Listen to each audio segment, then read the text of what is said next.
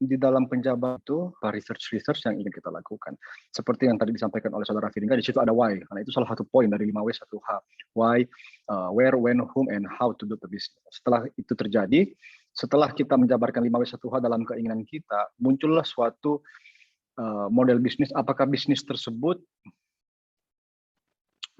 layak kita buat, layak kita pasarkan, dan layak kita lanjutkan menjadi sebuah bisnis. Karena kalau masih ingin saja itu hanya menjadi sebuah ide. Tetapi kalau sudah kita research dan sebagainya, itu telah lahir menjadi sebuah bisnis. Jadi bedakan ide bisnis dengan bisnis. Ide bisnis hanya sebatas diskusi, wacana, dan research. Kalau bisnis artinya dia udah lahir. Kita udah membentuk badan bisnisnya dan siap untuk dijalankan dan dieksekusi. Nah, K yang kedua adalah kebiasaan, habit. Nah, dalam bahasa Inggrisnya ini habit. Kita harus build a habit. Bagaimana kebiasaan-kebiasaan orang sukses dalam bisnis? Nah, ini harus kita ketahui juga bagaimana orang sukses dalam bisnis. Yang orang sukses itu kebiasaannya adalah disiplin dalam mengatur waktu, mengatur keuangan. Ini kebiasaan-kebiasaan orang sukses. Kebiasaan orang sukses adalah yang utama adalah mereka terbiasa untuk gagal. Apakah kita sebagai pengusaha pemula udah terbiasa untuk gagal? Ini adalah suatu kebiasaan-kebiasaan yang harus kita latih, harus kita lakukan. Nah, build a habit. Habitnya seperti apa? Tentu habit-habit orang sukses, disiplin waktu. Perbanyak berdiskusi, perbanyak belajar, perbanyak baca buku, perbanyak cari referensi, percepat bangun paginya. Nah, karena kita ketahui sendiri juga kalau kita sebagai seorang muslim, sehabis sholat subuh kita diwajibkan untuk langsung beraktivitas, menyambut rezeki kita sebelum diambil oleh orang lain. Nah, ini yang dilakukan, kebiasaan-kebiasaan yang dilakukan oleh orang-orang sukses, dan itu yang alhamdulillah saya lakukan. Nah, habis sholat subuh 4:30 kita udah bangun berolahraga, beraktivitas supaya bisnis kita bisa banyak ide-ide bagus, bisa banyak rezeki yang bisa kita dapatkan. Kebiasaan pebisnis lain yang dilakukan adalah bagaimana terus mencari referensi tentang bisnisnya, membaca buku, membaca success story orang, membaca berita tentang bagaimana peningkatan bisnis yang ada di kemudian hari, dan kemudian bisnisnya bisa berjalan dengan baik.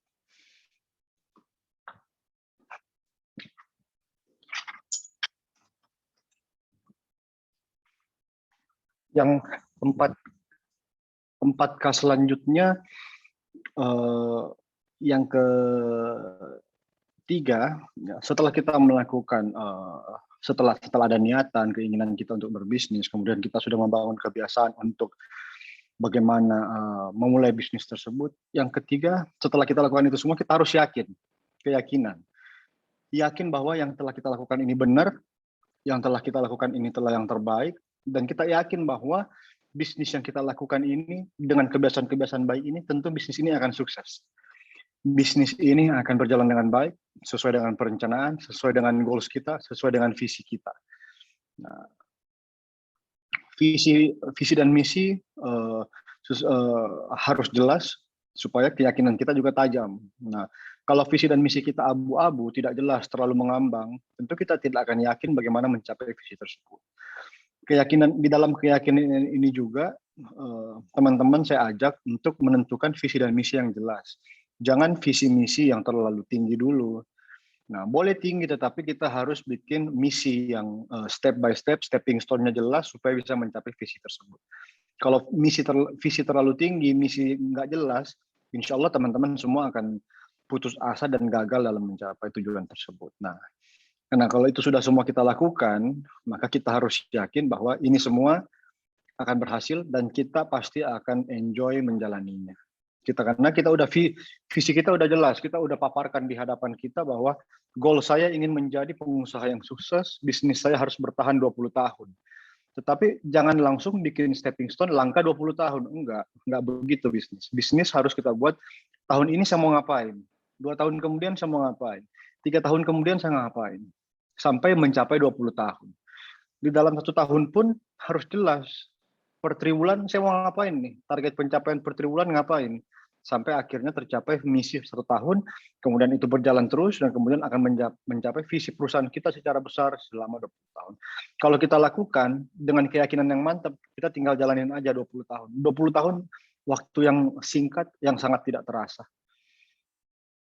Setelah itu semua, kita yakin bahwa kita akan sukses, tentu di dalam keyakinan, dalam perjalanan bisnis, kita bisa aja gagal, kita bisa aja jatuh. Setiap visi dan misi dan perencanaan kita mungkin tidak akan berjalan dengan baik. Ini sangat biasa sekali dalam bisnis. Karena dalam setiap kesuksesan, tentu ada namanya kegagalan. Setelah kegagalan, tentu lawannya adalah kesuksesan. Jadi kalau orang mau sukses, kita harus gagal dulu. Kalau orang nggak sukses, pasti setiap saat bisa gagal. Nah, ini yang teman-teman pengusaha, calon-calon pengusaha ini harus paham. Karena ini adalah ekosistem bisnis. Sukses, gagal, ini adalah ekosistem bisnis. Setelah kesuksesan, yakin dan percaya ada kegagalan. Setelah keuntungan, yakin dan percaya pasti ada kerugian. Tinggal bagaimana kita sudah menyiapkan strategi-strategi tentang bagaimana kalau kita gagal, bagaimana kalau kita rugi. Bagaimana rugi, kita bisa ambil langkah strategis supaya tidak terlalu rugi. Kalau kita gagal, kita bisa ambil langkah strategis, memulihkan kembali keyakinan kita, supaya bisa kembali menjadi, mulai lagi dari awal, menjadi pebisnis yang sukses. Nah, 4K yang terakhir, adalah bagaimana setelah kita gagal. Nah, inilah tahapan yang paling penting sebenarnya dari sebuah pengusaha. Ya, strategi bisnis yang paling ini yang paling terakhir adalah keikhlasan. Setelah gagal kita harus ikhlas, kita harus pasrah, berserah diri kepada Yang Maha Kuasa. Kenapa saya bisa gagal? Kenapa saya bisa ini? Berdoa, minta petunjuk, minta arahan, dan minta diberikan kekuatan kembali supaya kita bisa bangkit dan berbisnis. Nah, tadi kalau kita teman-teman lihat, kenapa saya menaruh keinginan tadi, ekosistem bisnis ini akan berputar. Setelah kita ikhlas, kita kembali lagi ke poin pertama. Bagaimana kita menumbuhkan kembali niat untuk berbisnis. Kemudian ini akan terputar terus, keinginan, kebiasaan kita, keyakinan kita, keikhlasan akan berputar terus menjadi suatu kebiasaan-kebiasaan. Jadi sangat normal kalau kebiasaan ini kita jaga, ini akan menjadi normal baru bagi kehidupan bisnis kita. Niat kita membuat suatu bisnis, misalnya bisnis A, kita telah research dan segala macam. Kemudian kita bikin habit-habit yang baik di dalam bisnis kita, bikin rapat bulanan, rapat mingguan, menentukan target, menentukan planning.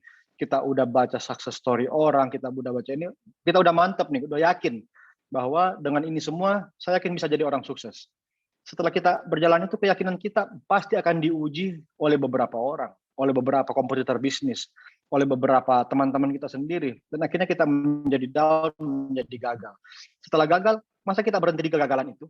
Kita tidak berdoa, tidak meminta kepada Yang Maha Kuasa bahwa saya telah gagal nih, ya Allah tolong dibantu saya bisa bangkit kembali, bisa diberikan jalan, bisa diberikan. Setelah itu semua kita kembali seperti itu. Ini adalah siklus-siklus bisnis yang terus terjadi, terus berputar. Tinggal kita bagaimana mengambil setiap dari kejadian adalah sisi positifnya, sehingga jiwa-jiwa entrepreneurship ini tidak pudar, tidak putus, sehingga kita bisa tetap menjadi seorang pengusaha yang sukses. Saya kira tidak panjang lebar karena saya harus bergeser dari meeting acara ini, tapi saya terima kasih sekali. Mungkin ke depan kita bisa berdiskusi lebih lanjut, lebih panjang lagi, tanya jawab tentang bagaimana membuat suatu strategi pengusaha yang bisa sustainable. Karena kalau bicara strategi, tentu bicara global terlalu singkat kalau hanya 30 menit 1 jam, karena strategi bisnis itu berbeda-beda, karena setiap masalah berbeda strateginya, setiap zaman strateginya berbeda, setiap bisnis juga berbeda strateginya. Nanti kalau misalnya teman-teman dari kampus UNM ingin berdiskusi, saya sangat terbuka sekali. Tentu ini sangat baik buat pengembangan UMKM yang ada di kampus UNM dan juga meningkatkan jiwa-jiwa entrepreneur yang ada di dunia kampus. Saya kira begitu, Pak Moderator. Buat seluruh adik-adik mahasiswa, saya izin pamit. Saya harus menemani Pak Menteri Pariwisata dan Ekonomi Kreatif untuk mengunjungi salah satu tempat vaksin pada hari. Saya kira begitu. Terima kasih. Assalamualaikum warahmatullahi wabarakatuh. Baik.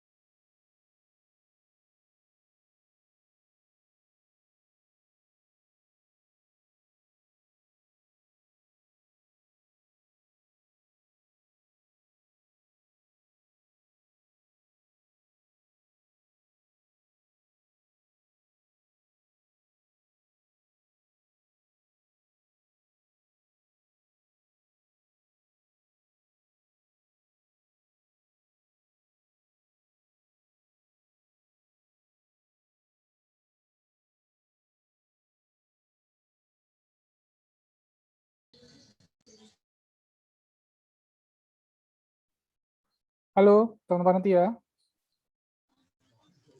Halo Bang Ringga. Halo, Ya. sepertinya sudah baik jaringannya. Mohon maaf kepada pemateri dan teman. Mohon maaf. Oke, boleh saya lanjutkan teman-teman.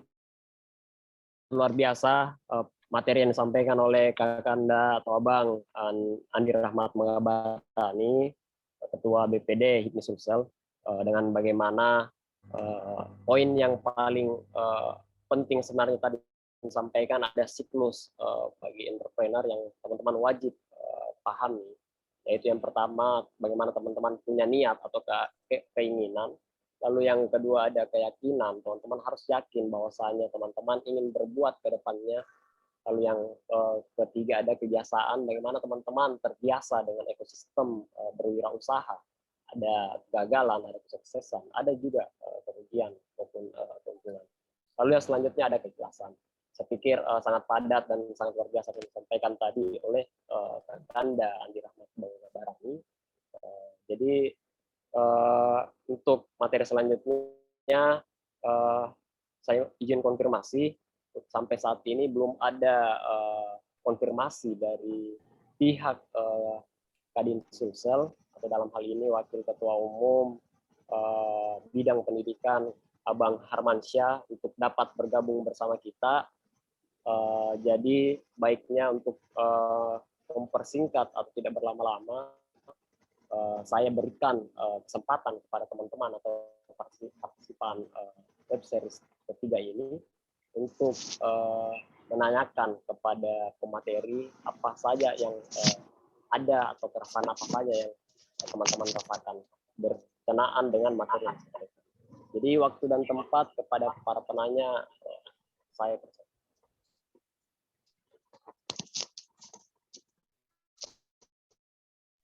Ya. Di kolom komentar chat ada Doni Anugrah Effendi, waktu dan tempat saya silakan. Yang pertama kayaknya dari siapa? Sony Patandean ya. Baru saya tuh masuk ke Benny ya.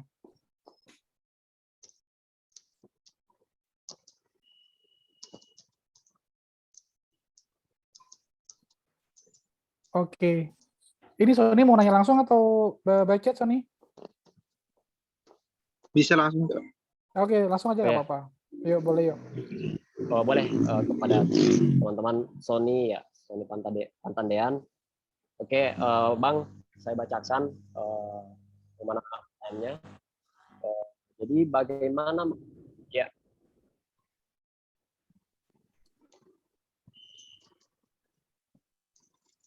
Ya, langsung saja ya, boleh.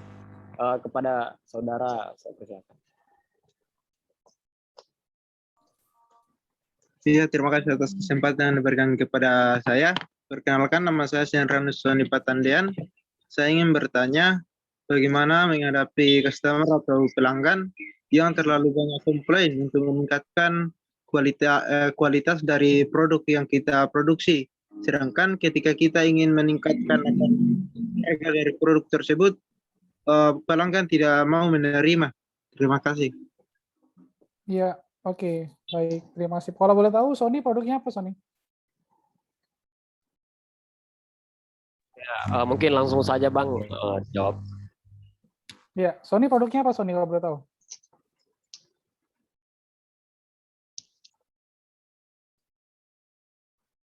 Halo, suara saya jelas, teman-teman? Saya ada produk kopi bubuk, Pak. Oke, siap. Ya, Oke, thank you. Jelas Bang. Oke, siap. Kayaknya delay ya, agak delay suaranya. Oke, baik. Thank you, Sony. Yang pertama, teman-teman, buat Sony juga, komplain dari pelanggan itu sebenarnya sebuah kehormatan buat kita. Kenapa? Karena mereka tuh mau memberikan masukan kepada kita tanpa kita bayar. Jadi yang pertama-tama harus kita catat adalah komplain dari pelanggan itu adalah sebuah penghargaan bagi sebuah bisnis. Kenapa? Supaya kita tidak langsung sakit hati ya kalau dikomplain sama pelanggan. Kenapa? Supaya kita tidak langsung patah semangat atau bahkan marah kepada pelanggan kita. Makanya bagi seorang pengusaha, komplain itu sebenarnya adalah bukti bahwa usaha kita tuh bernafas gitu loh, punya aktivitas atau punya interaksi dengan konsumennya. Dan justru yang paling bahaya adalah ketika ada usaha yang sama sekali pelanggannya nggak komplain, tapi tiba-tiba ngilang gitu. Itu yang bahaya. Pelanggannya nggak ngomong apa-apa, kemudian tidak menyampaikan sesuatu, tapi tiba-tiba seiring berjalannya waktu tuh hilang. Yang awalnya 100 tiba-tiba jadi 90, 80, 70, 50 sampai akhirnya sama sekali nggak ada pelanggan. Ya, itu yang bahaya. Yang silent begitu yang bahaya. Tapi justru ketika pelanggan kita masih mau komplain sama kita, justru tempat kita adalah harus menyiapkan diri buat mendengarkan mereka. Nah, itu langkah yang pertama tuh. Kita harus bangun mental dulu, ya. Harus ikhlas dulu di komplain sama mereka, dan sudut pandang pengusaha itu ketika dikomplain sama customer-nya, sudut pandangnya harus sudut pandang yang positif. Ini tanda bahwa usaha kita diperhatikan sama customer kita. Dan mereka tuh nggak dibayar loh. Karena kalau perusahaan besar, sekarang udah harus meng-hire konsultan untuk membayar, dan untuk dibayar dan memberikan masukan kepada kita. Itu mahal sekali harganya. Kita enggak, UKM gitu ya, usaha kecil gitu, cukup dari pelanggan kita. Bahkan kalau perlu, setiap kita menjual produk yang bisa dinikmati sama customer-nya, harus langsung ditanyakan, Bu atau Bapak, gimana makanan yang Bapak makan? Atau gimana Bu produk yang Ibu sudah dapatkan? Ada masukan nggak buat kami? Terus begitu. Ya, terus begitu. Itu upaya yang bisa dilakukan supaya usaha teman-teman terus bisa memenuhi ekspektasi dari customer-nya. Nah, setelah itu, kalau berbicara tentang masalah harga, itu nanti teman-teman akan menemukan sebuah momentum. Ya, ada logika yang sangat sederhana bisa didapat di produk kita mampu memberikan benefit ya yang cukup tinggi, maka sebenarnya alam bawah sadar customer kita itu harusnya harganya bisa lebih mahal, gitu ya. Harusnya harganya bisa lebih mahal. Dulu ketika saya punya satu usaha di bidang premium, ada customer yang bilang sama saya, beberapa customer bilang begitu, harganya Mas Firly kemurahan. Oh iya Bu, kenapa? Soalnya saya ke tempat yang lain untuk treatment sepatu, itu dengan harga segini, dapatnya cuma seperti ini. Tapi Mas Firly enggak, dengan harga Mas Firly enggak kasih, itu dapatnya lebih banyak daripada yang usaha sebelah gitu. Jadi sampai mereka merasa harga kita kemahalan. Nah, kenapa alam bawah sadar mereka begitu? Oh gitu Bu, iya nggak apa-apa, ini sebagai bukti bahwa kita tuh perhatian Bu sama customer kita. Malah orang itu akan menjadi loyal customer kita. Gitu ya. Jadi caranya adalah pahami dulu apa kebutuhan customer kita, pahami dulu apa ekspektasi customer kita dari setiap feedback yang diberikan oleh pelanggan kita.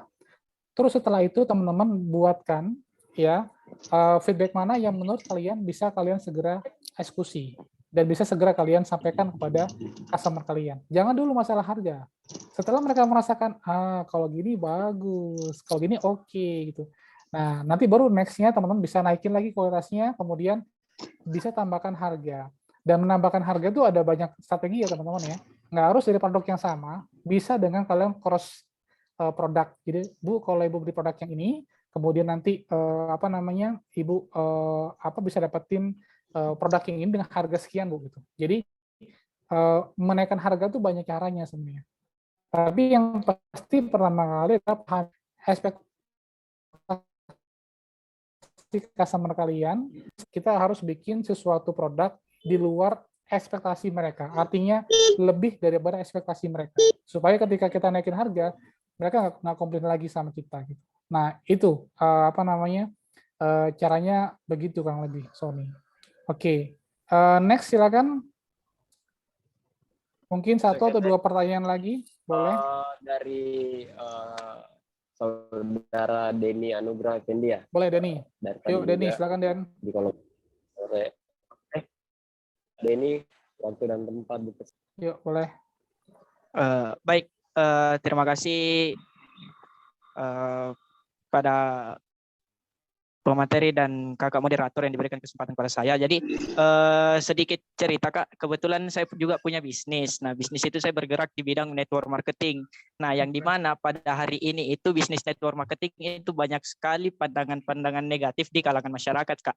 Nah pertanyaan saya Kak, bagaimana solusi dari kakak pribadi itu untuk menyadarkan bahwa bisnis network marketing ini yang dimana di masa depan itu akan menjadi bisnis yang menurut saya Kak secara pribadi dari buku dan referensi yang saya baca itu bisa menjadi pendongkrak ekonomi dalam satu negara Kak. Terima kasih.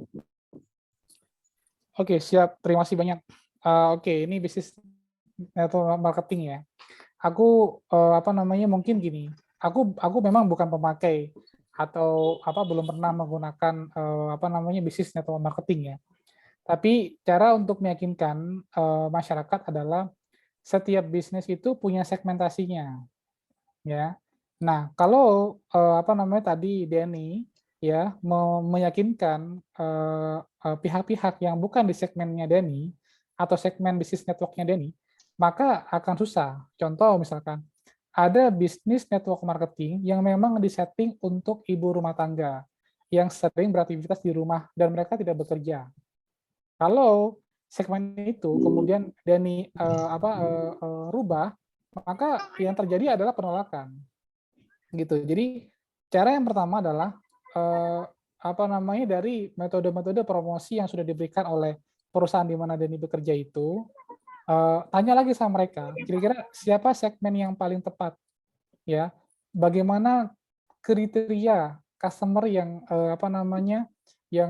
bisa menerima, ya? Kalau boleh boleh aku sharing sedikit nih, cara menentukan kriteria customer ya, bentar ya. Jadi yang pertama, dia ini harus bisa cek dulu, ya, tolong dicatat gitu ya, adalah di mana customer, calon dari customer-nya Denny itu berada secara geografis. Apakah di perkotaan, apakah di pedesaan, apakah di tengah-tengah antara kota dan desa. Ya, atau disebut sebagai urban gitu ya, masyarakat urban gitu. Itu yang pertama di mapping dulu di mana lokasinya. Yang kedua adalah demografinya. Apakah laki-laki atau perempuan? Pendidikannya tuh stratanya seperti apa? Apakah orang-orang S3 misalkan ya? Ada Mas di usaha kita ada yang membernya orang S3. Berapa banyak? Cuman 1, 2, 3 orang sih Mas. Yang paling dominan tuh stratanya strata apa? Apakah lulusan SMA, lulusan kuliahnya S1, S2 atau gimana? Ya, kemudian pekerjaan mereka apa biasanya? Yang sering ikut usaha seperti itu. Cari dari semua member yang sekarang ada itu rata-rata tuh di mana? Kalau perlu survei ya supaya setiap agen yang mempromosikan produk network marketing itu bisa punya pegangan bahwa promosinya ke sini ya supaya lebih efektif. Ya, kemudian kedua, psikografinya. Bagaimana gaya hidupnya mereka. Ya, ada yang kadang bisnis network marketing itu yang menyasar orang-orang dengan gaya hidup yang menengah ke atas. Yang mereka tuh butuh dana cukup besar. Ya, ada juga yang bisnis network marketing menyasar orang-orang yang menengah ke bawah. Ya, mereka butuh biaya untuk sekolah anak-anak. Gitu. Tapi kalau itu ditembakin ke mahasiswa kadang nggak butuh gitu. Sehingga kalau kita mau debat sama mereka, yang ada debat saja, tapi kita nggak dapat hasil. Yang ketiga, bagaimana perilaku mereka, ya, dalam melihat gitu ya usaha tersebut, gitu. Jadi cara meyakinkannya sebenarnya gampang banget. Kalau kamu bisa bertemu sama segmenmu yang tepat, maka lebih mudah meyakinkan daripada kamu bertemu sama target konsumen di luar segmen kamu, itu akan lebih susah untuk meyakinkan mereka. Gitu. Caranya kurang lebih seperti itu. Oke. Oke, semoga cukup jelas ya. Jadi yang pertama mapping dulu siapa customer dari usaha yang atau dari bisnis yang sekarang kamu jalani. Oke, yuk next. Langsung siapa tadi yang udah nanya? Tamrin. Itu tadi coba. Oke, Tamrin silakan Tamrin. Ya, Erdi Tamrin. Oke, baik Pak. Terima kasih sebelumnya atas kesempatan yang telah diberikan kepada saya.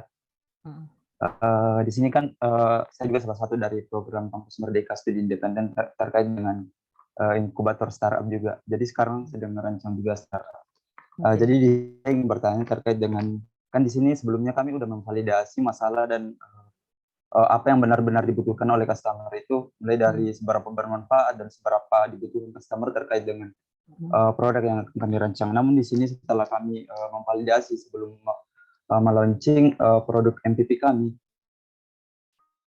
terkendala di bagian kenapa customer kurang tertarik dengan produk kami. Padahal setelah kami melakukan customer atau mendapatkan feedback dari customer ketika melakukan uji testing prototipe di situ, mereka tuh merasa tertarik. Namun ketika kami melakukan uji langsung terkait dengan produk kami, mereka tuh bisa dibilang 4 dari 10 pengguna yang telah kami cobakan itu merasa tertarik, dan 6 dari 10 itu merasa kurang tertarik. Jadi di sini saya ingin, apakah di sini kami tetap melanjutkan startup yang telah kami bikin sebelum effort dan modal yang kami keluarkan terlalu banyak, atau harus mengubah ide bisnis sebelum biaya yang kami keluarkan itu terlalu banyak, terlalu over. Seperti itu kira-kira. Ya, oke, siap. Oke. Ini udah jadi pertanyaan teknis ya teman-teman ya. Buat yang teman-teman yang belum praktek, dibayangkan aja dulu ya, diimajinasikan dulu aja gitu ya. Oke. Jadi ada sebuah startup yang sekarang ini sedang sudah melakukan proses analisis kepada customer, kemudian sudah menemukan permasalahan dari customer-nya, dan mereka membuat sebuah produk atau prototipe dari produk atau purwarupa dari produknya, kemudian disampaikan kembali kepada customer-nya, dan customer-nya ternyata tidak sesuai dengan ekspektasi mereka, yaitu 6 dari 10 orang itu menerima atau menolak gitu ya, selebihnya menerima atau menolak gitu. Nah, yang pertama adalah sebelum memutuskan buat mengganti ide bisnis atau menguatkan ide bisnis adalah pastikan dulu apakah customer yang kalian interview awal sama dengan customer yang sekarang kalian uji, ya. Kalau itu sama, harusnya hasilnya sama. Atau ternyata cara teman-teman merealisasikan prototipe-nya berbeda sama ketika teman-teman melakukan pendekatan di awal. Ya, tapi yang pertama harus diperhatikan itu, kalau customer sama, biasanya hasilnya sama, kalaupun berbeda nggak beda jauh. Tapi kalau teman-teman menguji kepada customer yang berbeda, biasanya hasilnya bisa berbeda juga. Ya, tergantung sekarang bagaimana teman-teman detail dalam menentukan early adopters atau pihak yang akan mencoba di awal.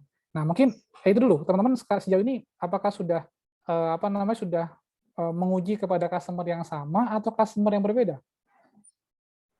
Sebelumnya sih kami sudah menguji yang kriteria yang benar-benar sama, tapi seperti yang saya bilang tadi, 4 dari 10 yang telah kami coba merasa tertarik, namun enamnya itu merasa kurang tertarik. Entah itu karena produk memang belum sempurna ya, atau belum maksimal. Jadi di sini kami kurang nggak tahu mau lanjut apa enggak. Jadi bagaimana cara menanggapi hal seperti itu?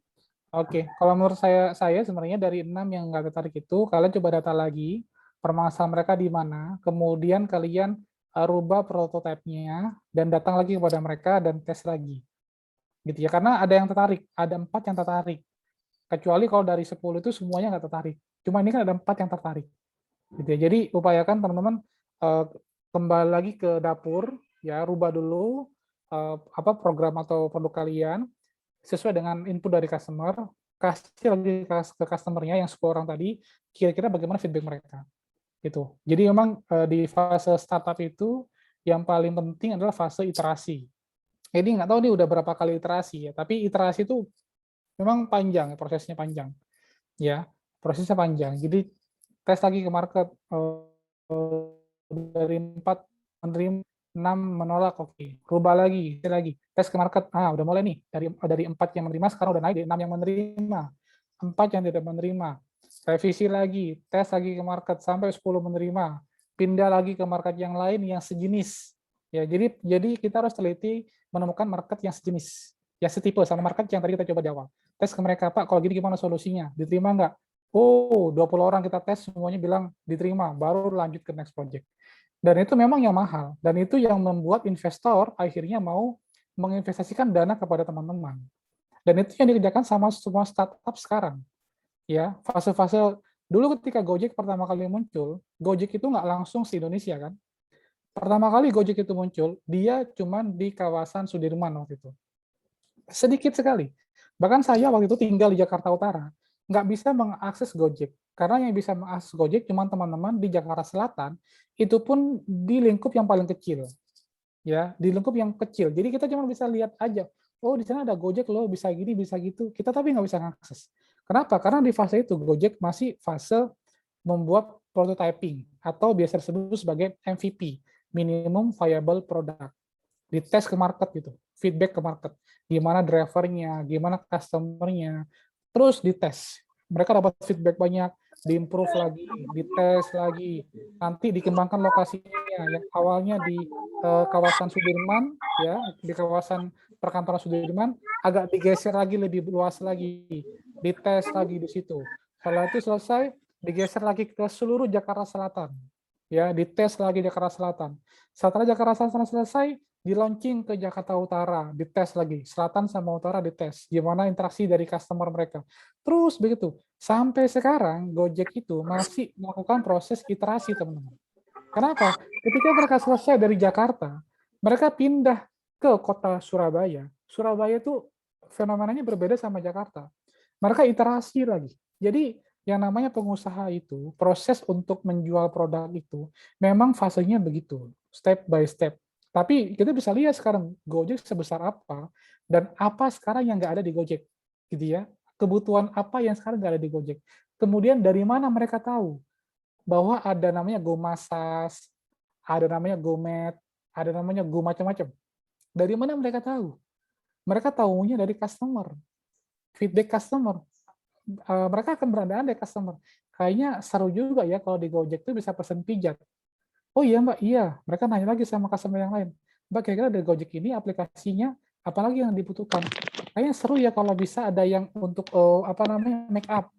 Apalagi ada kayak seru ya kalau ada yang bisa untuk obat-obatan. Terus begitu. Jadi sekarang Gojek lahirlah sebuah ekosistem yang besar. Semua platform startup itu menggunakan proses yang dilakukan oleh teman-teman apa namanya hari ini, gitu ya. Tinggal kita harus sabar dan kita kuat dalam proses itu aja. Jadi jangan buru-buru, Mas Kayi ide saya nggak bagus, pas enggak. Ada 4 orang, ya ada 4 orang. Bisa jadi teman-teman dari 10 orang itu 4 orang ini sama karakteristik customer-nya. Yang 6 orang mungkin berbeda. Nah berarti teman-teman harus mencari karakteristik yang sama dengan 4 orang ini. Jangan-jangan produk kalian memang cocok sama 4 orang yang memang suka sama kalian. Tinggal 4 orang ini gimana ya karakteristiknya. Oke, oh begini. Oke, dapat profilnya, lempar lagi ke orang yang lain. Yang sama dengan 4 orang ini. Gitu. Karena bisnis itu kita nggak bisa karena kesalahan anak-anak muda itu ketika ditanya mau bikin usaha, iya. Mau bikin usaha buat siapa? Untuk semua kalangan, Mas. Nggak mungkin. Nggak bisa untuk semua kalangan. Pasti harus dipilih segmennya siapa. Semua kalangan tuh banyak, ada anak kecil sampai orang dewasa gitu. Ada pria, wanita, ada anak yang sekolah SD sampai S3 profesor. Semua kalangan yang mana yang mau disasar. Jadi kalau ada anak pengusaha, start awal bikin bisnis plan atau bikin canvas, di dalam segmen marketnya ditulis, siapa segmen kalian? Semua kalangan. Waduh, mustahil gitu ya. Gojek aja nggak semua kalangan loh. Kenapa? Gojek tuh nggak bisa buat anak kecil loh, betul kan? Dia nggak bisa buat anak SD, nggak bisa Gojek tuh. Ya, anak SMP dia bisa, SMA ya bisa lah. Tapi rata-rata yang pakai Gojek tuh orang-orang yang udah di area dia udah bekerja, dia udah berkeluarga gitu ya. Jadi Gojek pun nggak semua kalangan. Indomart sama Alfamart juga nggak semua kalangan loh. Hati-hati ya. Mereka juga nggak semua kalangan. Gitu ya. Gitu. Jadi kita harus bisa paham siapa customer kita sebenarnya. Oke, itu mungkin teman-teman nampaknya sudah cukup. Atau ada lagi yang mau bertanya? Terakhir? Ya, bagaimana teman-teman? Kalau masih ada yang ingin bertanya, kita beri kesempatan. Setidaknya 1 pertanyaan. Boleh Ya. 1 penutup. Masih boleh saya lagi, Pak? Oke, boleh Ya, penutup, silakan. Oke, jadi kan terkait tadi dengan investor ya, bagaimana cara kita melakukan pitching yang baik agar investor tuh bisa tertarik berinvestasi di startup. Oke, siap. Sebenarnya pitching ke investor tuh susah-susah gampang ya. Yang pertama adalah kalau produk kalian sudah dirasakan manfaatnya oleh banyak orang, ya, dan mereka sudah agree sama produk kalian, gitu ya, maka investor gampang buat investasi. Ya, caranya apa tadi kayak Gojek. Gojek itu kan baru-baru ini aja dia dapat pendanaan seberapa puluh triliun gitu ya. Sebelumnya mereka nggak dapat apa-apa. Jadi yang pertama itu adalah ketika produk kita diterima sama lingkup terdekat kita, ya, yang segmennya sama. Contoh kayak kita punya produk hijab. Hijab untuk olahraga bagi wanita yang suka olahraga, apapun olahraganya, dan mereka olahraganya di masa pandemi. Kita bikin hijab. Kita share dulu, siapa segmen hijab ini? Oh, segmen hijabnya perempuan yang suka olahraga. Ya, usia berapa? Ya, usianya kurang lebih 21 sampai kurang lebih 35 tahun. Kenapa? Karena biasanya mereka tuh aktif banget. Karena mereka juga suka fashion biasanya. Oke. Tes dulu ke lingkungan terdekat kita. Ya. 10 orang, gimana kira-kira 10 orang ini? Ya. Oke semua. Data. 20 orang. Gimana 20 orang nih kira-kira? Oke semua, data. 30 orang. Gimana 30 orang nih? Oke semua, data. Naikin lebih besar, 100 orang. Ya, kita promosikan ke 100 orang gitu ya. Tes gimana respon mereka? Oke semua. Gitu ya. Dari 100 orang ini sudah oke semua, teman-teman udah bisa masuk investor sebenarnya. Pak, saya udah punya produk, mau kena jilbab, hijab untuk wanita yang suka olahraga, yang mereka itu mau olahraga di tengah pandemi untuk sepedaan, juga bisa dipakai, buat yang mau yoga di tempat keramaian juga bisa dipakai karena sudah built-in sama maskernya dan segala macam. Saya udah coba Pak, step by step, tak tak tak, setiap stepnya ada masukan, saya improve, ada masukan, saya improve, ada masukan, saya improve, sampai 100 orang menyatakan bahwa mereka suka, bahkan mereka sudah pengen order lebih banyak lagi. Kita mengembangkan Pak. Kita butuh dana, jangan gede dulu, butuh dana untuk kita memproduksi sekitar 500 hijab, gitu ya. Jangan gede, jangan besar, jangan langsung pinjam, Pak, butuh berapa dananya? Ya 1 miliar lah Pak. Oh, kegedean ya. Cukup kecil aja, ya kecil aja, yang penting bisa memperluas produksi. Jangan terlalu besar dulu. Kita bisa takar nih, oke. Kita terakhir customer kita tuh 100. 100 itu perempuan kan nggak mungkin punya satu hijab. Ya naik sama perempuan nih, berapa mereka punya jilbab tuh. Satu perempuan itu jilbabnya bisa banyak banget udah. Ya. 100 orang ini kalau kita promosikan dengan program beli 2 gratis 1, berarti sebenarnya mereka bisa beli lagi kepada kita itu 3 kali 100 berapa? 300. Jadi dari 500 hijab yang kita sudah mappingkan, sebenarnya sudah punya customer yang siap membeli. Siapa itu? Ya customer yang sekarang ada. Kita keluarkan warna baru, yang warnanya lebih lucu-lucu, lebih fashionable warnanya dan segala macam. Ya, nah, kalau kita udah bisa mapping begitu, jadi kita jelas tuh pinjam dana sama orang buat investasi, ya, dan kita paham nanti siapa yang akan membeli. Siapa itu ya customer-nya mereka, atau bahkan teman-teman sudah menemukan contoh kayak ibu-ibu itu kan suka ber-PKK ria atau suka ada pertemuan alumni. Mereka promosi ke alumni mereka, kita kasih bonus. Ibu kalau Ibu bisa menjualkan produk kita, Bu, sekian, Ibu nanti dapat dari kita sekian. Oh, siap Mas, ibunya orang promosi ya. Promosi sistemnya PO, teman-teman. Ya, siapa yang mau pesan? PO dulu sama ibu itu tadi. Jadi teman-teman nanti ketika mau pinjam dana, itu sudah punya tuh berapa orang yang mau PO, berapa jumlahnya. Jadi udah ke mapping. Nah, dari situ itu mau pinjam dana ke investor itu sangat gampang. Ya. Tiba-tiba ada yang pesan 1.000, karena apa? Karena yang mau pesan ternyata alumni, bahkan ada komunitas olahraga yang mereka punya, kan sekarang banyak tuh ya komunitas yoga, komunitas bersepeda, komunitas ibu-ibu macam-macam gitu ya, yang mereka pengen tuh hijabnya tuh sama semua gitu ya. Nah, itu kalau mereka udah PO sama kita, itu gampang banget udah ke investor. Jadi, cara ke investor teman-teman, pastikan dulu produk kita bermanfaat, diterima oleh masyarakat luas, dan masyarakat itu mau produk kita lagi, dan kita mau produksi lagi dengan skala yang lebih besar. Ya, itu syaratnya tuh kalau ke investor tuh. Jadi kalau ke investor, mereka yang ditanya sama mereka adalah ROI-nya, return on investment-nya. Kapan Mas balik modalnya? Itu aja yang dinilai sama mereka. Nah, selama teman-teman menunggu momen tadi, lakukan pakai cara yang simple dulu. Coba ke 10 orang, berapa sih dana bikin jilbab 10 orang? Gitu ya, kayak nggak besar gitu kan. Nanti kan dapat lagi ke kita dananya gitu ya. Coba lagi ke 20 orang gitu. Berapa sih dananya gitu. Meskipun ini buat tester aja ya. Mereka nggak beli. Mereka tester aja. Ya, sampai mereka merasakan nyaman. 20 orang masih ada komplain. Bikin lagi yang baru. Kasih lagi ke 20 orang yang sama. Gimana kalau begini? Gitu ya. Udah oke banget. Sampai dia nangis-nangis. Kalau di WhatsApp gitu ya. Emote-nya sampai, keren banget jilbabnya. Itu udah tanda-tanda bahwa produk kalian udah siap untuk go market dan yang lebih besar lagi. Jadi sesimpel itu teman-teman. Makanya setiap pemuda, setiap mahasiswa bisa jadi pengusaha. Nggak perlu modal yang gede-gede, pakai dana receh pun bisa, pakai modal dengkul pun bisa. Contohnya kalau hijab nggak usah ngeluarin dana, ya kolaborasi sama tukang jahit Pak, bohong nggak Pak? Saya punya produk Pak, saya punya desain, saya desainer Pak, saya punya produk bla bla dan bla bla bla.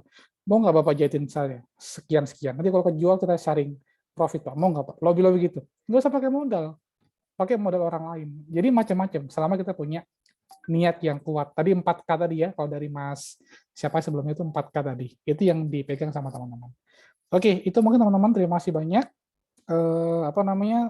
Sekian mungkin dari saya. Sekaligus saya juga pamit undur diri. Semoga teman-teman juga bisa segera memulai, karena sekarang sangat sederhana untuk memulai sebuah usaha, nggak perlu lagi persiapan yang gimana-gimana, cukup simple banget. Yang pertama adalah pesan saya, kenali dulu potensi kita apa.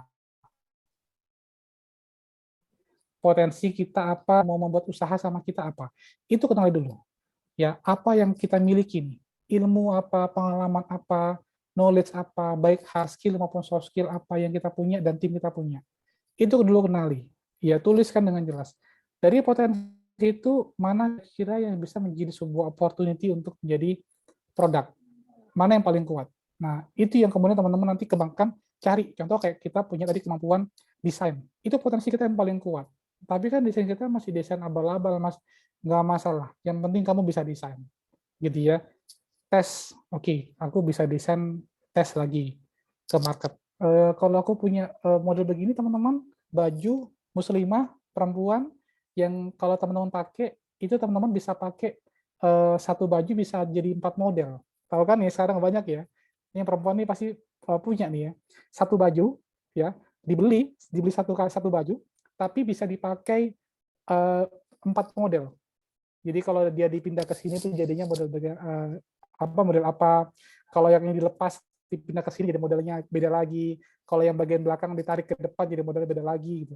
Satu baju bisa buat 4 model. Itu perempuan mana yang nggak mau beli gitu ya. Sekarang ini para perempuan nih mana yang nggak mau beli. Beli satu baju, harganya sama, harganya misalnya 250.000. Tapi kalau kalian beli, bisa dipakai untuk 4 model. Jadi sama aja kalian beli 4 baju, cuman ini dibikin lebih compact, ada di satu baju. Siapa sekarang yang mau beli gitu. Itu kan willingness to pay-nya besar gitu. Keinginan buat membelinya besar. Tapi itu dikenali dari siapa? Dari pribadi kita tuh punya kemampuan apa gitu. Itu mungkin teman-teman penutup ya. Terima kasih banyak buat moderator dan buat teman-teman mahasiswa.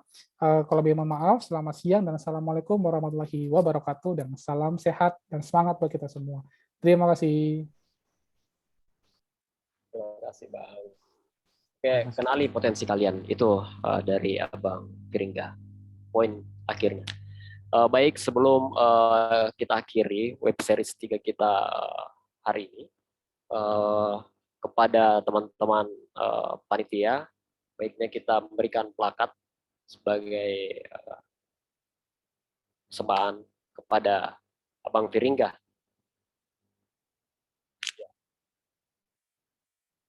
Oke, Bang, kita boleh tag foto dulu Bang untuk penyerahan plakat. Silakan panitia.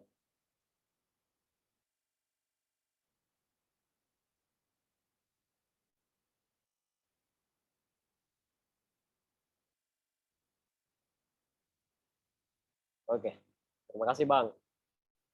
Mulai Bang, atas waktunya. Siap. Terima kasih Bang. Oke, jadi itulah tadi web series 3 National Business Project 2021 Become Future Challenger. Sangat luar biasa teman-teman. Pemateri kita tadi ada dari Amati Indonesia, Bang Giringga, juga dari IPMI Sulsel. Namun sayang sekali pihak dari Kadin Sulsel belum dapat menemani kita dalam ruang tamu virtual kita kali ini. Mungkin itu saja yang dapat saya hadirkan. Kurang lebihnya mohon dimaafkan. Dan Hidayah. Assalamualaikum warahmatullahi wabarakatuh kepada Master of Ceremony. Terima kasih.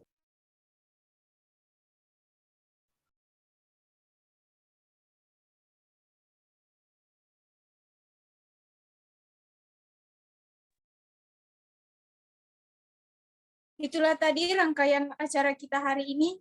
Kami segenap panitia mengucapkan terima kasih kepada para pemateri, Bapak Ibu dosen, moderator, dan juga para peserta yang telah mengikuti National Webinar Series 3 kali ini. Sampai jumpa di Series 4 pada jam 14 WITA.